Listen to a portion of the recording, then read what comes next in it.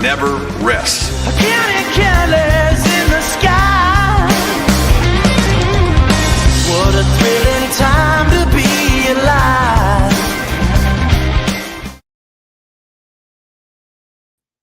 Greetings on your Sunday night. It's the Georgia Show. I'm Jake Roos. He's Rusty Mansell. We're from Dawgs HQ. It's been a calm week, I guess. Not really. It never is on these parts. But look, if you're looking for some calm in your banking, get in touch with American Pride Bank. They've got the solutions you need on a personal level, whether it's small business, personal banking. American Pride Bank going to be there for you. You talk to decision makers at each and every turn when it comes to American Pride Bank, and they are in your community, whether you're in Athens, Alpharetta, online at americanpride.bank. You can go check them out and get your banking handled and your questions answered. They are an equal opportunity lender and member FDIC. Welcome to the Georgia Show. As always, Rusty, like I said, man, May the last 2 years has been a little bit more calm. This has not been a calm May to this point by any stretch of the imagination. Graham Houston, Jared Curtis drops a bomb. And oh yeah, this weekend, Jackson Cantwell is on campus with the Georgia Bulldogs. We're going to talk about a little bit what we already know. He got in on Friday, Rusty, and I'm curious, what can you kind of tell the people out there in listening land about how this thing has gone so far based on what you've heard? Well, he's off campus now, so I guess you could say the haze in the barn kind of from Georgia's perspective, where they are with this recruitment and how it's been handled in multiple visits. And, he's been there many, many times. I think people wanted to know, like, is this a money play? Kind of what's going on here? And, we dropped some notes yesterday on Dawgs HQ about how this was kind of laid out. This was almost an official visit, to be honest with you. I mean, this was almost 1.5 day of official visit. They got in late Friday night, got at the hotel, started early Saturday morning with UGA staff. They had breakfast, I think, with Stacy Searels, strength and conditioning presentation with Scott Sinclair. Pretty lengthy meeting with Mike Bobo, then Stacy Searels, his long meeting with the family.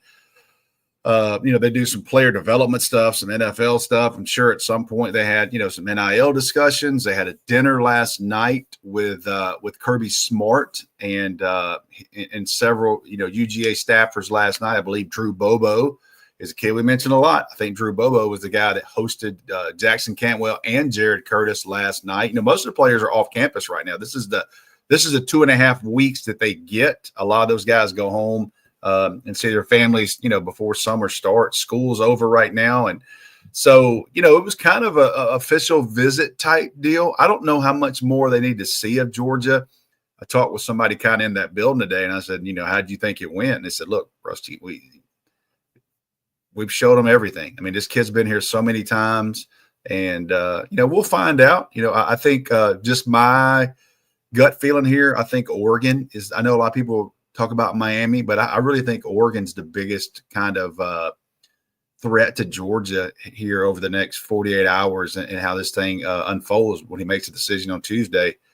I don't think this is over. People are going to ask me about Georgia, kind of still – lean a little bit that way, but I certainly don't think this is over. I mean, there's going to be some important phone calls that are taking place. And we found out last week when Jared Curtis committed that Oregon, they didn't go away quietly. All the way to the end, Oregon was trying to get Jared Curtis to be an Oregon Duck. So we'll see how this thing goes over the next 36, 48 hours. You mentioned Jared Curtis, and he was on campus with him this weekend, Rusty. I'm curious, the kind of the thinking behind that. Are we seeing a new age Jacob Eason, Ben Cleveland emergence here, perhaps? Yeah. I mean, to throw it back for 10 years at this point, but I mean, it feels like that vibe is kind of going, man. They're trying to set that up here going into the summer with the Georgia Bulldogs. Yeah, I mean, obviously when you land someone like Jared Curtis, and I told everybody, when he makes his decision, if he goes to Oregon, if he goes to Georgia, this kid, I feel confident he's going to be a kid. Matt Stafford, I said it before, Matt Stafford wasn't that guy. He was like, look, I'm going to Georgia, and whoever comes. You know what I mean? That's not right or wrong. That's just how he was, put put together. But Jared Curtis is a kid that's going to recruit. And as soon as he made the decision for Georgia, we kind of felt, as a Dawgs HQ staff, like, okay, Jackson Cantwell is obviously the next guy.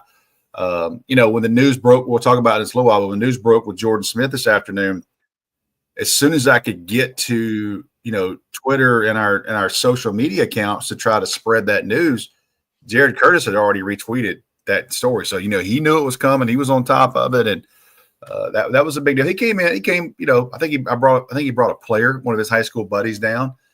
He spent the night and went back to Nashville this morning. His Mother's Day for his family. And I'm sure that Barbara watches us. So hi, Mom. And I'm sure that Jared got back home to Nashville to spend some time with his mom on Mother's Day. Yeah, and to me, Rusty, telling that the Cantwell family would choose to spend what is a big weekend for the family with the Georgia staff. You mentioned and wrote a piece the other day about how this visit was structured and how they may spend that time. And I'm curious, can you kind of give us some of the highlights of that? What you said, Georgia's shown them everything. I mean, it's not like that there was a lot to kind of double back on, but I'm sure Georgia gave them one last look and presented the smorgasbord. I try to look at it from both sides, Jake. If I'm just hypothetically speaking and talking out loud here, if Jackson Cantwell is my son and we're about to make this decision next week, and if he's saying it's Georgia, or if I'm saying it's Georgia and my wife is saying somewhere else, or if my wife is saying Georgia and I'm saying somewhere else, let's take one more trip as a family. Let's go to Georgia and let's look at this thing one last time. And you can't ask for a better option if you're Georgia. You get the last visit. You get as far as I know, they will be the last people in front of Jackson Cantwell to see him. I know Stacy Searels was out there a week ago, and Stacy Searels and the family went to Waffle House. So, I mean, Waffle House is a staple of Georgia. If they like Waffle House, that's probably pretty good news for Georgia. That might be their first NIL deal. That commitment got sealed at a Waffle House in Missouri, of all places. So we'll see how it unfolds. But I just kind of look at it from their perspective, like, okay, if this is a place for our kid, let's go one more time. Let's go one more time. Let's see it all again. And he's going to make his decision before he takes an official. So if he does commit to Georgia on Tuesday, he'll take one official in June and probably see a lot of this again. I think the biggest difference there is when he takes an official, he'll have a lot of people around him, a lot more people in town, a lot more players in town. They don't do the photo shoot and those types of things. So he would get to do that. And so we'll see how this thing goes. I so badly need That's a badass. I so badly need Georgia to have an offensive lineman with a Waffle House NIL deal. I need that in my life. I think everybody does. I like the guy there, Andy Kicklighter. That's a badass name. That's his real name. That's a badass name, Andy. That's a badass name. Yeah, Andy just joined us recently, man. He's been bringing good stuff. He said, "What's up? What's up to you, Andy?" Rusty. Jeff Collins. Jake Rowe and I have talked about this a lot here on this show, but I don't know that you and I have had a chance to talk about it. When you think about Jackson Cantwell as a player, what kind of jumps off the page to you? Well, first off, my private thought was everybody that I've dealt with this big and this muscular is stiff as a wedding dress. That was my first. This guy's the strongest player maybe in America. And I thought, okay, he's big, he's strong. I worry about flexibility with somebody like that. Then I go watch his tape. And then more importantly, I go watch his Under Armour workout. And I went, damn, no wonder this kid is like that. That is a lot of times when you get a kid that big, and that strong, and Ben was stiff. Like Ben Cleveland. Oh yeah, Ben Cleveland was stiff as there, but he's so massive that he's entering year 6 in NFL, whatever. Like there's just only so many humans that look like that. That's why he had to slide down and play guard. Though he was unbalanced, he was real stiff, he was real top heavy. Now if Ben Cleveland got his hands on you, you were not moving. Like you were going to the ground. He was an absolute road grader. But as far as what I call, if you're going to play left tackle, and you're going to be a dancing bear, you have to be able to to be able to bend and have flexibility. And once I saw him, I was like, I get it. I get it. And the flexibility part is not a problem to me. Yeah, absolutely. We're going to dive in a little bit more on the Jackson Cantwell decision, but I want to give a shout out to our friends real quick over at Sunheist as well. Look, guys, if you haven't checked out Sunheist, get over to sunheist.com. Use code DawgsHQ20. Get a great pair of shades at a great price. They're great price to begin with. You get 20% off, no brainer. They're going to ship quick. They're going to be at your house. You're going to be enjoying them quick. That's the beauty of Sunheist. They're super involved in the local community. They're an Athens area business. They give back to the state of Georgia in several ways. They just moved into a new facility, probably because they're working with Dawgs HQ and the expansion was necessary. But they got you covered on all styles. And what I love, man, the customization. You can see there on the birch, they've got, 15 different lenses you can put in those things. And it's like that with all their styles. So get in. They've got injected polarization, so you don't have to worry about delamination. They've got warranties on the frame, so you don't have to worry about that. Jake Rowe was talking about the other day that he piled a bunch of boxes on top of his, which is crazy. I've never known Jake Rowe to break anything. He's a graceful being, but he piled a few boxes on his, said they bounced right back, so we didn't even have to call in the warranty. But sunheist.com, code DawgsHQ20, DAWGSHQ20. That'll get you 20% off your first order. Listen, you need them for hiking. You need them for getting out on the lake this summer, getting geared up for tailgating season. Sunheist get you covered. Give back to a great local business in the Peach. I'll say this too. And everybody that subscribes here and everybody that follows us and everybody that supports us, thank you. Because we have talked with Sunheist, and this is a small company now. This is a local company. And when I tell you this is an Athens, Georgia company, when I tell you this is a Bulldog company, this is a Georgia Bulldog company. And the numbers that we have seen that have been driven from this right here in Dawgs HQ, it means a world of something like that. I'm telling you, a small company like that, your support means a world of difference to them. They're supporting us. It's a great product. It's easy, but I'm telling you, for me, thank you, because you are absolutely changing some people's business models with what's going on right now. So we're obviously driving a lot of traffic there, and thank you guys for doing that. And I hope you're enjoying the product. It's summertime, easy fix. Got a discount with us, so appreciate it, guys. Absolutely. Got some people chiming in here. Brian Bivens says, "What's up, guys?" Brennan says, Yes, "What's sir. up, buddy?" Appreciate you guys hopping in with us today. Rusty, the Cantwell decision will be revealed on Tuesday, and this is a big one for Georgia. I don't think there's any downplaying that. There was no question about that going into this show. I mean, regardless of when he did it, it was going to be a big decision for the Georgia Bulldogs. Yeah. This guy, the number one offensive tackle on every service you look at in America, number one overall prospect for us on On3, the 5-star plus designation, meaning he's a 5-star on every service. I mean, he's got every marker of success that you need. Like you said, Miami, Oregon, you hear a lot about. Ohio State's kind of been in the mix at various times. Rusty, this is one of those decisions, like you said, the money deal, and everybody's going to talk about that in this one. In my mind, if this were a money deal, it kind of makes sense to go to Missouri if you're Jackson Cantwell. I'll be honest with you, for a myriad of reasons. They're going to be able to pay you because they passed that thing. They're going to be able to pay you while you're still in high school. And so, yeah, ask Williams, no worry about that. Yeah, they got some advantages in Missouri that not everybody has there. Mm-hmm. So I don't know that it boils down strictly to that. You're talking about some heavy hitters in the space here. Obviously, Miami, you can say what you want about them as a team. Number one overall pick in the NFL draft. The Hurricanes are earning plenty of great publicity off of that.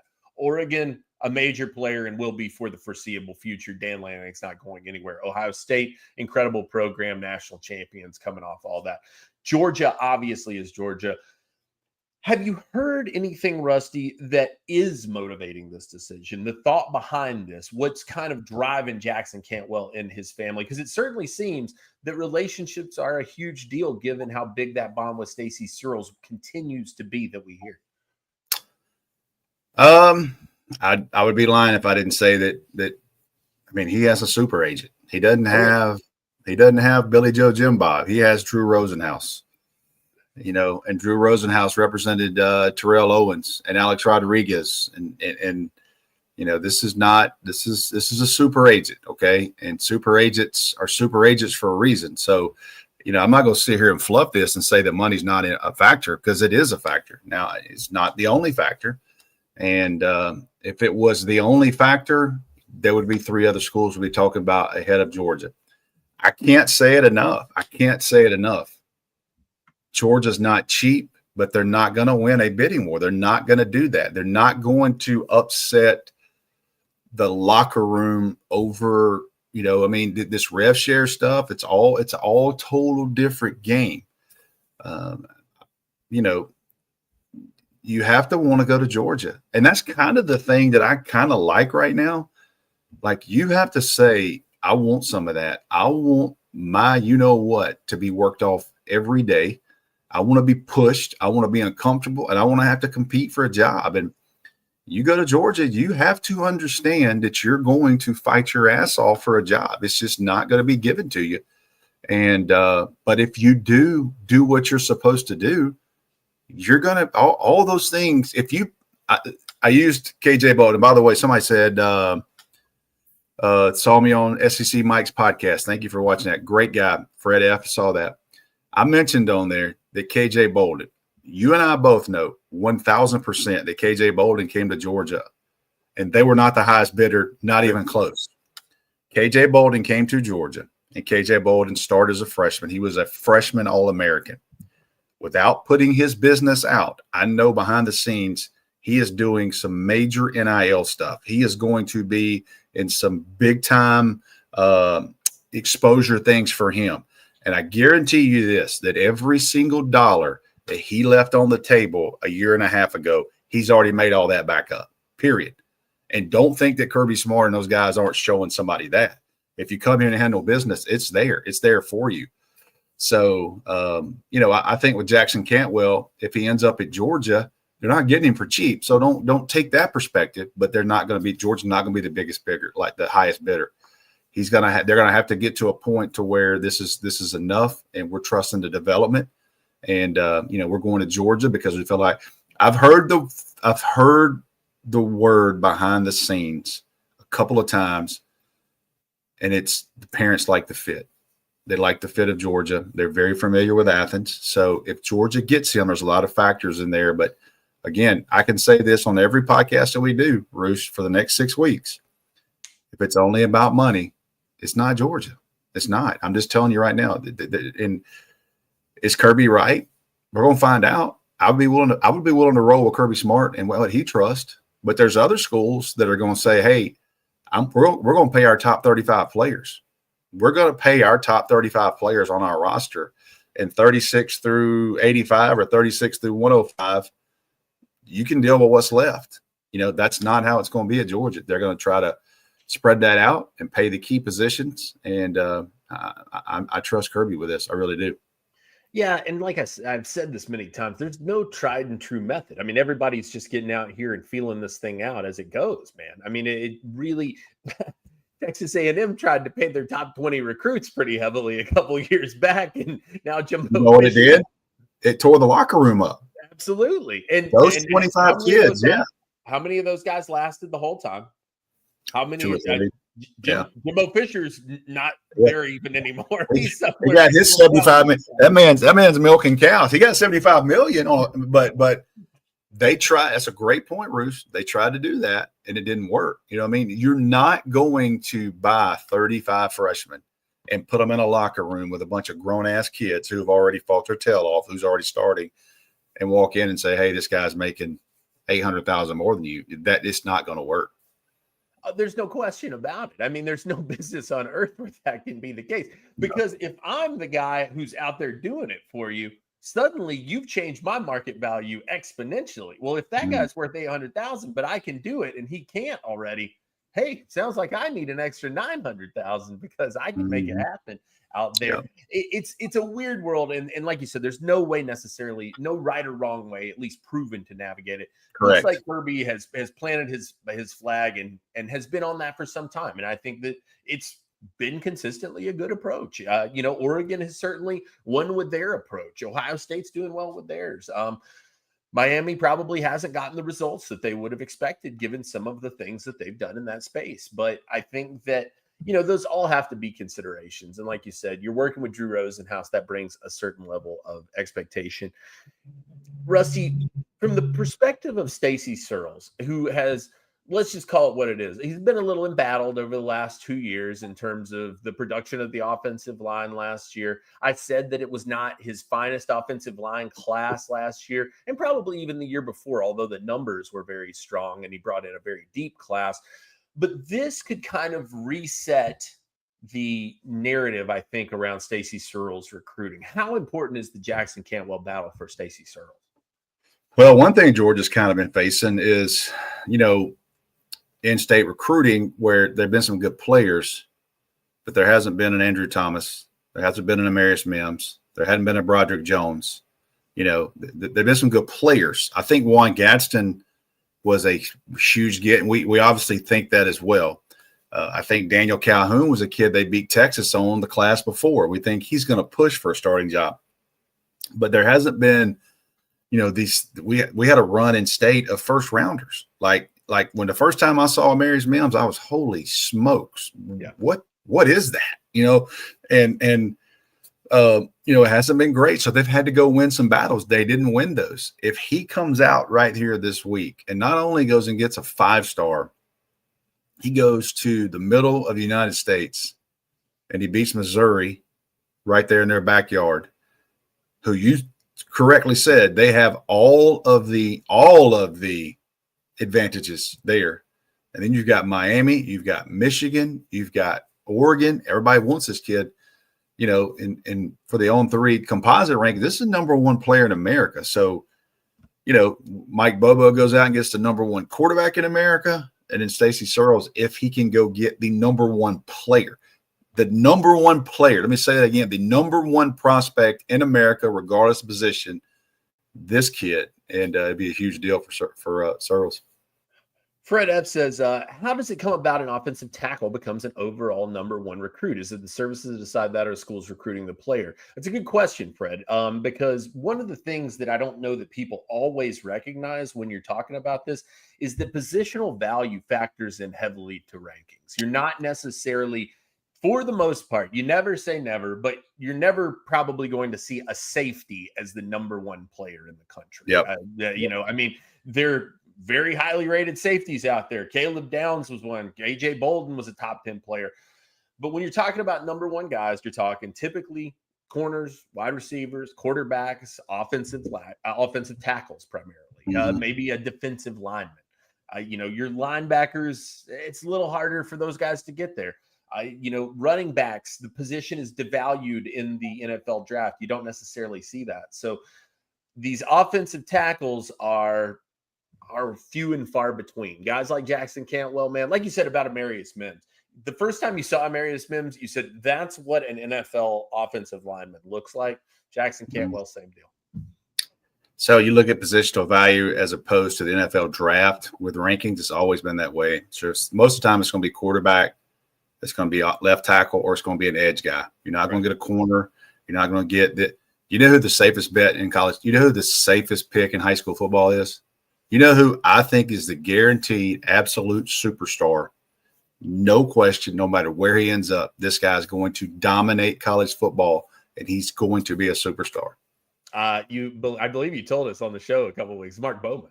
It's Mark Bowman. Yeah, go turn to listen. And for anybody who hasn't, I don't know if you had a chance to watch us on Thursday. Yep. Rusty.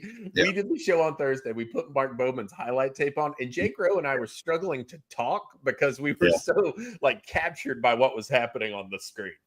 So he's not number one, and the reason is a tight end will never go number one in the draft.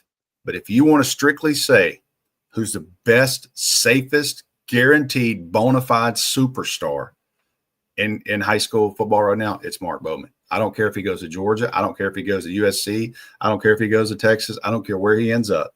You can come back to this podcast, and I'm telling you right now that Mark Bowman is the absolute dude. He is the guy in this class. Everybody else has some – you feel good on a lot of people. but you can plug and place Mark Bowman, and he's going to be a flat-out superstar. He's going to be a mega star in college football. Yeah, no doubt about it. But a good point there to go with my guy Correct. over Yep. there. Yep. Yeah, and that's a great question. People wonder how do those things work themselves out. Listen, if you're looking to make some changes in your life, in your business, in your finances, get with myperfectfranchise.net. Andy Ludicky and the folks over there can help you out with those things. These are seasoned entrepreneurs, people who've run multiple businesses, multiple franchise, and now they've moved into the space of helping people connect to their new American dream. They're putting people into the franchise space as well. Making connections is what this group is all about. They provide their services 100% free to you. So all you got to do, contact them and shake things up a little bit for yourself. Whether you're looking to start your own business, whether you're looking to expand your business, they've got solutions for you over at myperfectfranchise.net. So give Andy and the folks over there a call, and they can help you out today. Rusty, speaking of some help today, the Georgia Bulldogs got some real big help. And it's kind of crazy. It tells you how big of a player Jackson Cantwell is that it's taken us this long in the show to get to this. Because this is a top 100 player in the entire country, regardless of position. Number 75 overall in the country. Peach State kid, too, man, out of Houston County. I love those Middle Georgia kids. Safety Jordan Smith commits to the Georgia Bulldogs here on Mother's Day. 6'2", 180 pounds. When you read the things he says, Rusty, seems like a really good fit for how Georgia wants to do things. And I think if you guys haven't, go read Jeremy Johnson, his breakdown of what Georgia's getting. I really agree a lot with it. And I'll tell you this, that this guy's 6'2", 180. He can run. I thought Jeremy summed it up really good. He's a willing tackler. Like, he will put his face up in there. He's a safety. He's a long, he's got a KJ Bolden type frame. I'm telling you this kid can play corner. If he were to shift over there, this guy can play corner. He is athletic. He's got some of those traits. And when they have to move him with some one-on-one stuff, you see that on tape, and you're like, damn, that guy can cover. So I do think, the what you said, kind of the football IQ of him. You want him in the back of the field there, making calls and just reacting and being instinctive. But I'm telling you right now, this kid can play corner if he gets to it. So, I know they're bringing him in at safety, but that 6'2" frame, that's hard to come by. So if you're sitting here a year and a half from now and Jake Rowe writes a report of, hey, we're hearing this kid worked corner this week in spring practice, don't let it shock you, because I'm telling you, this guy can do that if it comes to it.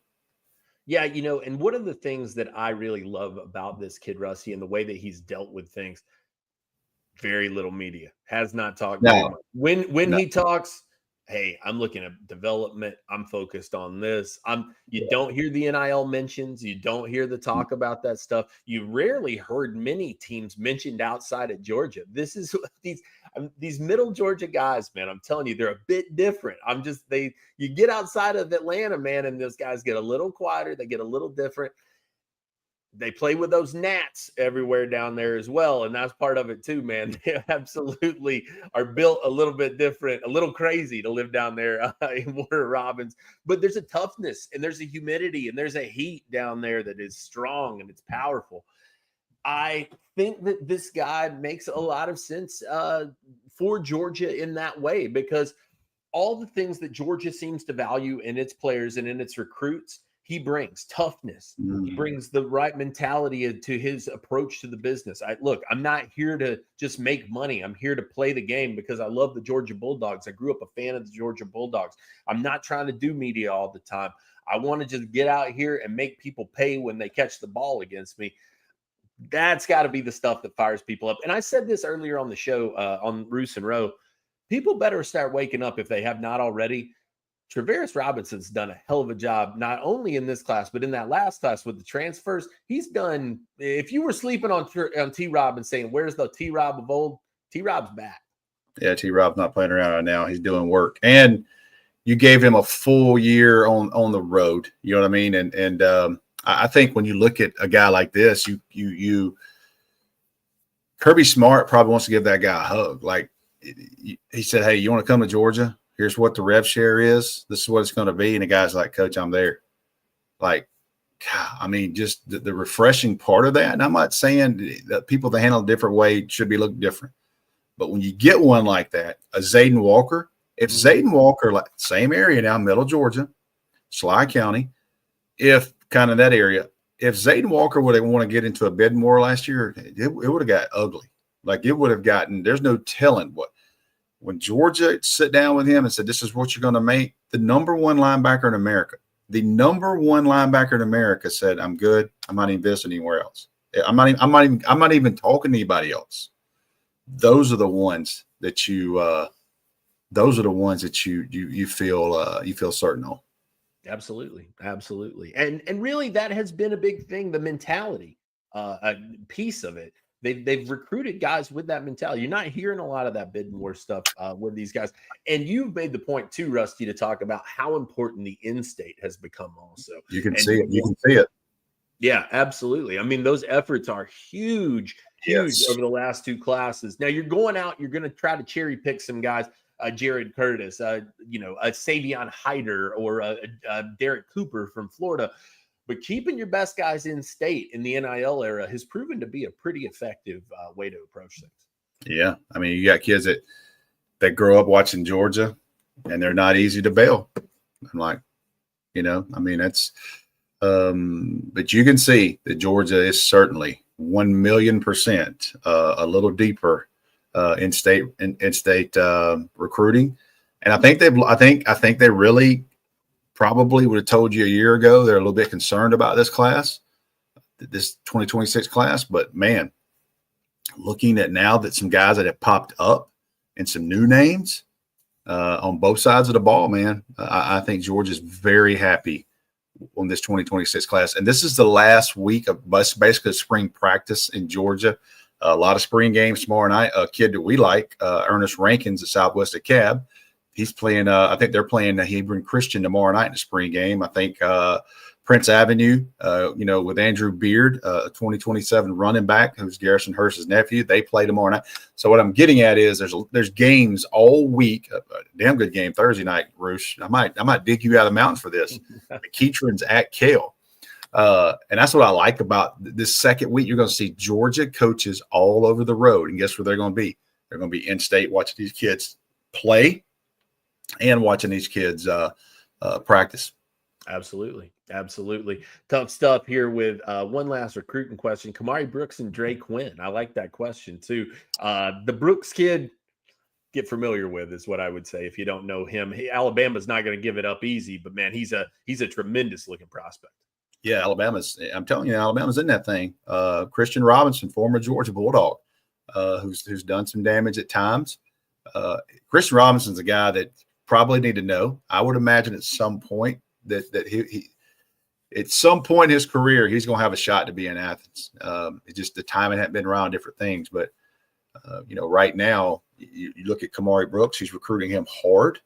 My question there is, and we've talked about this on our group text, how many spots do they have at edge? Right. Because both of those kids are in state. Both of them are tough. Both of them they're recruiting the crap out of them. Kamari Brooks has been to Georgia probably 10, 12 times since January. It's a kid out of North Oconee. And again, I saw him kind of in like September on some tape, and I was like, I don't know about this guy, and I did a state championship game and at 4:00 that day. Well, they played at 8. As soon as the game was over, I'm in the elevator. I'm downstairs. I wanted to get to the sideline. I wanted to see Kamari Brooks in person. I wanted to see what he looked like. Landon Roldan was playing in that game. Georgia committed. I wanted to see this kid. And I'm telling you, man, I couldn't leave the sideline. I mean, so much energy, just nastiness, impacted the game both sides. He was playing tight end. Guy didn't leave special teams. This guy was talking. You know what? I liked it because he backed it up. And I remember me and Chad Simmons both standing there going, oh, boy, this is a dude now. And his stock's been up for me since then. Absolutely. Guys, look, if you're looking for your coverage of all things Jackson Cantwell, all things Georgia recruiting, man, we got you covered at Dawgs HQ. Get over, Dog Walk message board popping off. We're having a great time over there. We're talking a lot more than just Georgia recruiting. I can promise you. Know what's up, too, now? Scavenger hunt this week. Oh yeah, yeah. And I'm already working. I'll say this: I'm already working notes, and I go, man, they got more coming to town than I thought next weekend. So, here we go. That's proven to be a big weekend for him. So definitely a lot to get to over at Dawgs HQ, guys. Get tuned in. We appreciate you tuning in this evening here on the Georgia Show, and we'll be back with you soon. Maybe come to you on Tuesday after a decision. Who knows? We'll see. I appreciate you guys tuning in. We'll catch you soon.